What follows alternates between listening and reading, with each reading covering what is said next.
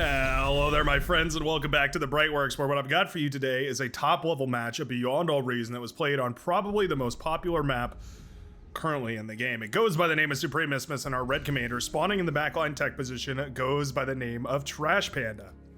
Trash Panda, clocking in at 43 true skill. Big old star chevron there as well. I think you get that for being a moderator or winning a championship or something like that. Suffice it to say, Trash Panda, a very skilled player, one that's extremely familiar with the game. All the way on the other side of the map, spawning on the C lane position, goes by the name of Happiness, a blue Cortex commander who's going to be showing us what he's got on this naval lane. Now, this game was submitted on the Beyond All Reason Discord. It was also submitted to the Brightworks Discord. And when that happens, usually I know it's going to be a good one. Already in chat, I've seen some shenanigans here. The orange commander saying, doing the Nostra strat or Mammoth drop. Looks like Trash Panda confirming the Mammoth drop. I think we're in for some really cheeky strategies here. Now, for those of you that don't know, the Mammoth is the T2 Cortex bot. It is a extremely heavy unit. Very, very good on the front lines, especially against T1 units, because it has extremely long range. It has, I want to say 650. Don't quote me too precisely on that, but I'm pretty sure it's 650 range. I know it's the exact same amount that a Hound has, if that gives you any perspective on the matter. Essentially means that it can fire out for miles and miles out across the battlefield.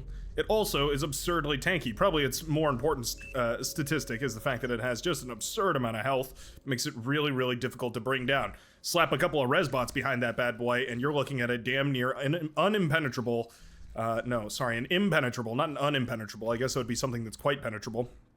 You're looking at an unimpenetrable force. Unpenetrable, anyways. You get the idea. Very, very difficult to kill. Now, we do have that very early grunt spam technique coming out right here from Stornherald. Beautiful, beautiful fast opening right here, as the Orange Commander has pointed out. Excellent read right there by the Orange Commander. Skyfire here. Should probably go by the names. It's an excellent read.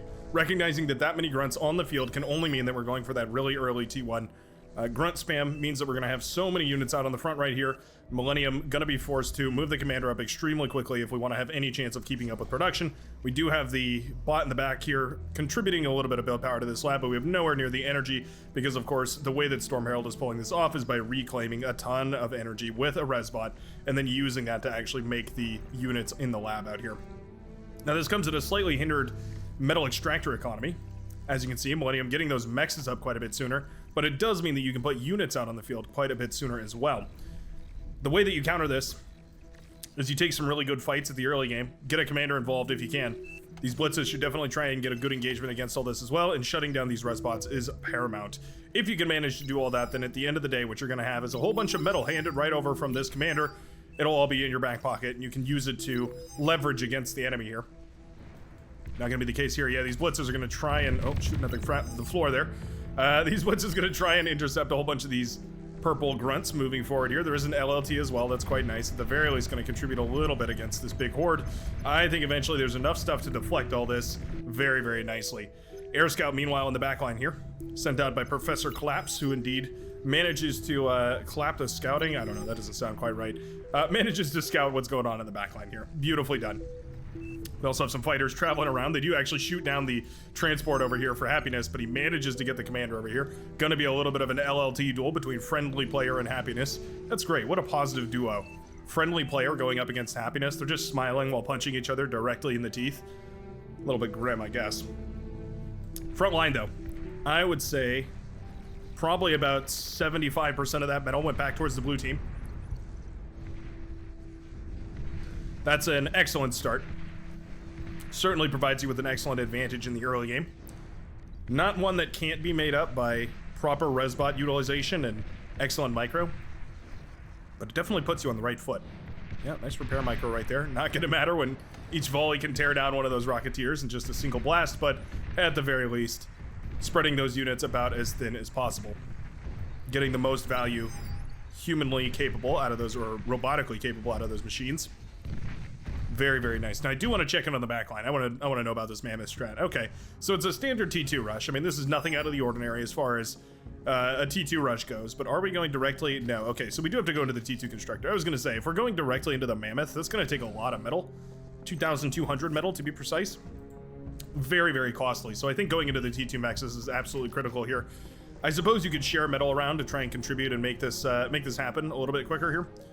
But ideally, I think getting these T2 mexes up is the right call. It also allows you to transition away from that eventually. I mean, you can pump, you can go into mass fiend production. You can go into Twitcher production if you want to help out your teammates, send Twitchers forward so that they can build fiends of their own. It gives you a lot of options in the backline, but not necessarily going to be as fast as probably you could possibly do it. You sacrifice a lot to get a Mammoth out on the field, but the quicker you get it on the field, the more time it has to be efficient. There was actually a discussion in my Discord. You can, by the way, go join that Discord with the link down below in case you're curious.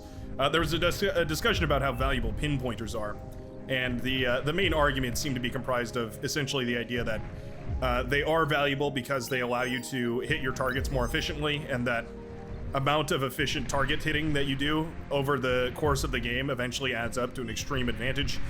The other idea was that it is not efficient to go for those as a tech player because the 600 per pinpointer that you put into it could be better spent on economy. I think there's solid arguments to both here, but I'm curious to know what you think down below in the comment section. Feel free to respond if you have any input, or go put your input on the Brightworks Discord channel. Always happy to have new members joining. I think we're just about at 1,000 members now, which is pretty impressive, aside from the random bots we get every so often. Always good fun. No, I've neglected any coverage over here of the Northern Sea, but Andre has absolutely killed it. Yeah, moving forward with the commander here, of all things. Absolutely crushing it on the high seas. We do have a production lab over here for the Powder Pink Commander, but as far as units go, just a couple of them out on the field. We have a couple of frigates, we have a single destroyer. Hey, you know what? The trade is actually pretty nice. This submarine really does hold this entire composition together. You can imagine this submarine going around and killing all these mexes could actually be tremendous here. I'd love to see that from the Green Commander. Sorry, from the Pink Commander against the Green Commander. The Green Commander, Andre, with a tremendous economy advantage, though. My goodness, yeah. Absolutely beautiful. Skyfire has sent a commander around. I'm not sure exactly why. Perhaps we're using it to upgrade things? Or are we going to detonate it for the metal? I can see it being detonated for the metal to go into T2. I believe you need a heavy transport in order to actually get those mammoths moved around. I don't think the light transport is going to be capable of doing that. Metal storage over here so that metal can be shared to the Red Commander when it's time to pump out that mammoth. It feels late, though. I mean, we're already on time for regular T2 transitions. Indeed, we already have a mammoth, a Czar out of a default T2 transition. This is a very stock standard build right here for the Green Commander, who's gone into, aside from not getting a T2 constructor out first, so this is a little bit quicker of a Czar than we usually see, but still very stock standard. Getting the geothermal up, getting these mexes up, all that good stuff. We should see a T2 transition in the backline here as well. Yeah, we have a couple of butlers up. Looks like we're going to be going for that mass wind production. Always a viable strategy on Supreme Isthmus. Wind speed is fabulous. We do have T2 propagation happening in the backline right here. As far as the economies are concerned, relatively even, so long as the reclaim isn't in one player's hands or another. As for right now, it actually absolutely is. Yeah, gauntlets on the front line here. Well, agitators, I suppose. The Cortex gauntlet firing away, and actually in a really killer spot here.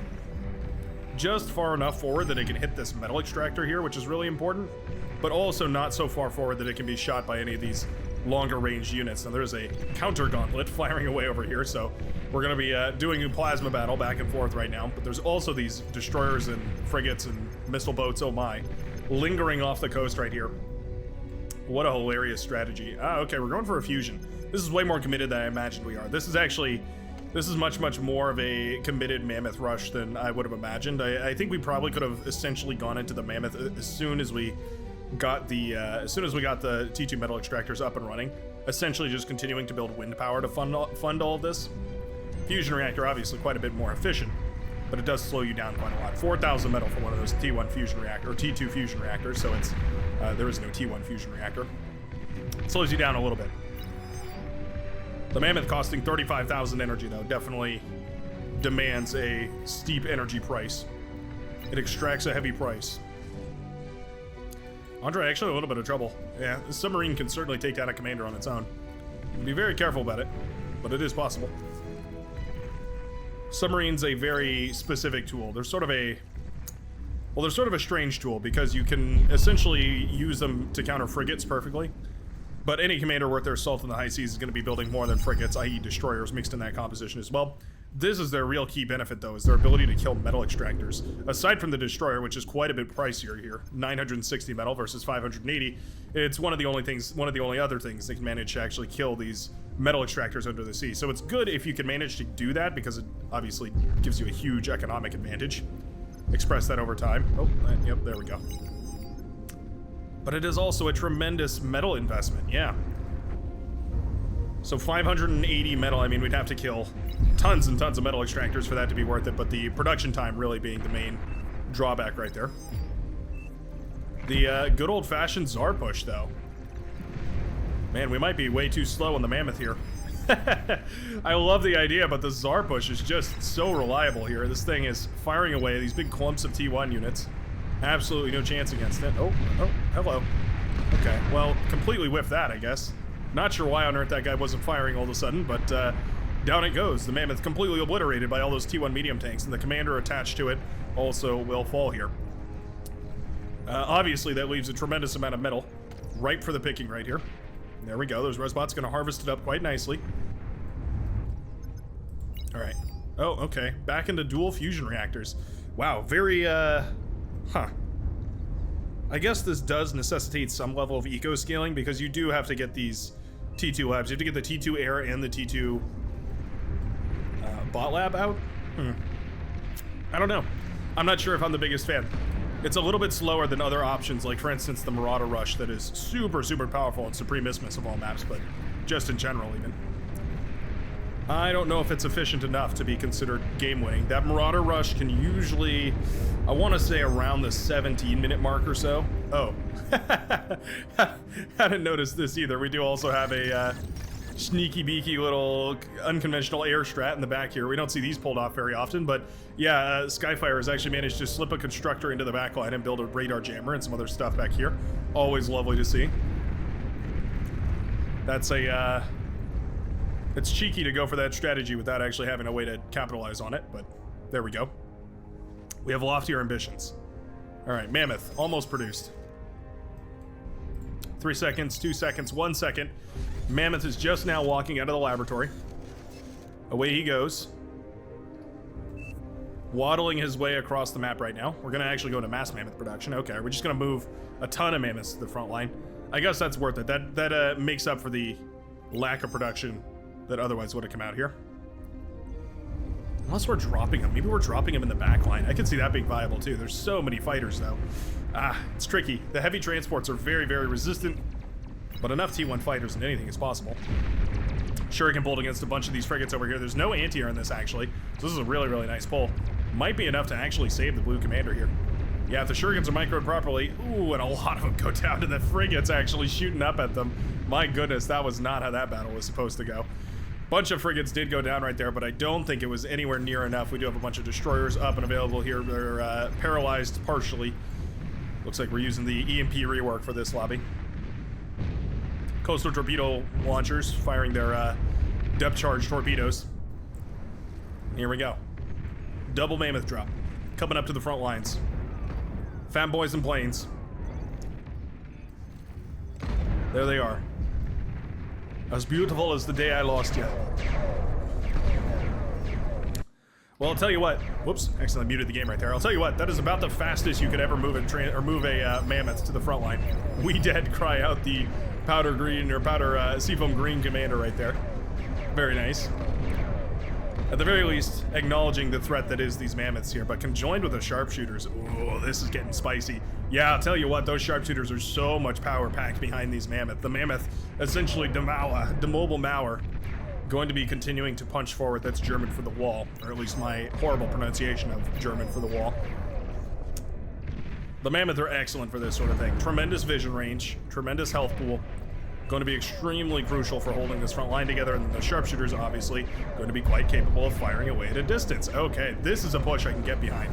Usually we see these welders put in front of the sharpshooter because they're sturdy and they do a little bit of anti-spam. Their chain reaction attack can be very, very good against big spams of units. The Mammoth working functionally the same way.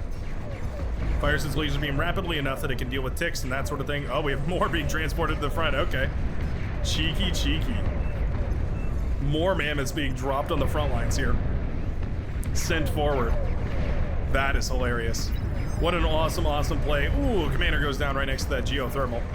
That Cerberus cannon is quite powerful, by the way. Very, very difficult to push into one of those. But if there's one unit that's tanky enough to do it, yeah, it's gonna be the Mammoth.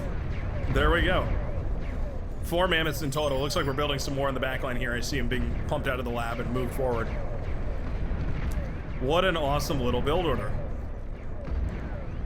Felt slow. Felt like it was really slow, but it's hard to argue against this devastating of an effect. Yeah, there we go.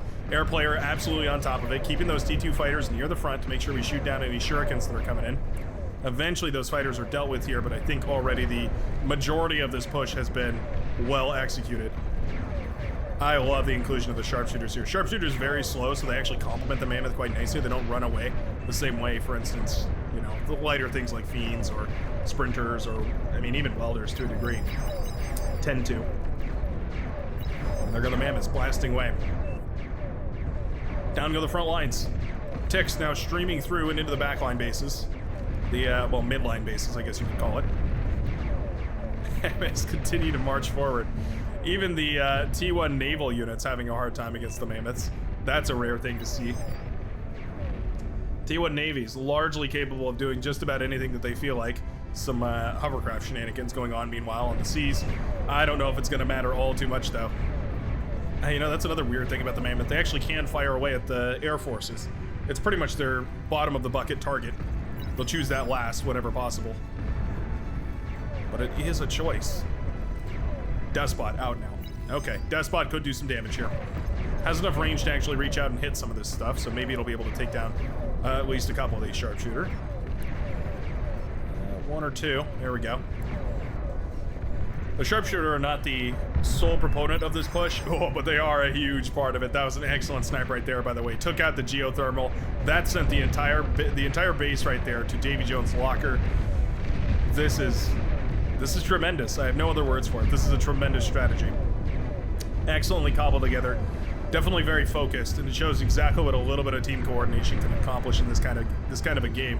We do have T3 units coming out now. Razorbacks in full production right here. Mass wind turbine farms to fund all of this here. You can see 8,000 energy worth of wind turbines, pumping out as much devastation as possible. Hey, you know what? The Razorback does clean up most of those Mammoths. All right. Unfortunately, we have a little bit of a play in the back line too. So this biolab that was snuck out over on this side will actually manage to send some grunts around. And because all of this was based on T1 energy converters, it means that these grunts will have a field day popping all of that, plummeting the economy right here for the purple, or the powder blue commander, and the blue team is forced into a resignation. What a cheeky little build order from the red team, but I absolutely love to see it. What a creative style, and I love to see these pros play this map, because if anybody has the capability to teamwork out some really cheeky strategies, it's definitely going to be these high-level guys. Let me know what you thought about it down below. Let me know if you try this and you have any success. Feel free to submit the replay on my Discord channel in the replay submissions game, or the replay submissions channel, and I'll take a look at it. And other than that, I hope you have a great rest of your evening, and I will see you in the very next game of Beyond All Reason. Peace out, everybody.